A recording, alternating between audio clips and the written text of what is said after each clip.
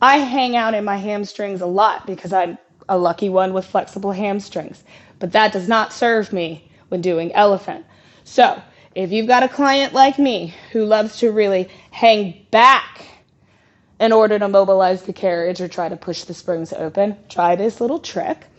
Come together in a Pilates stance. Rather than keep the feet apart, pull them together. Whether you want to be parallel or Pilates stance, it's really up to you, but I highly suggest a Pilates stance. And here's why.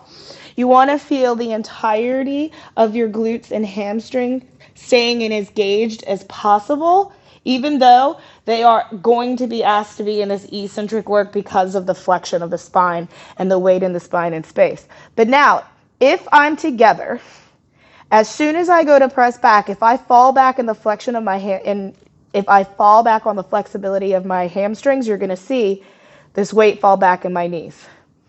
You weight fall back, and you notice that immediately has to create another pivot point somewhere in my lumbar because my pelvis has to tilt and wiggle about.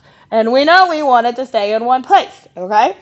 So whether I'm going to start in more so in the middle of the carriage, legs together, and if I'm hanging out, it's really hard to push the springs and you see all the wiggly jiggly about. But if I wrap and pull together, stand up tall, try to pick up all 10 toes.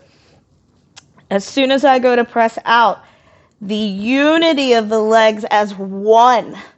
Woo! And scoop and pull back in. It keeps and prevents me from falling back because it makes it incredibly freaking obvious. Not only visually, but in the feeling of it. Because the legs are together, you feel the line of the legs instead of staying strong and into the spring. It falls back and sways. Okay? Great little trick for those who have incredibly long, flexible hamstrings and just want to hang out when they want to push the springs open. Now, in the exact opposite position, if somebody has really tight hamstrings and they can't get their legs straight, just let them do it with bent knees. It doesn't have to be perfect. Also, they might have even a short Achilles. Wedge the heels.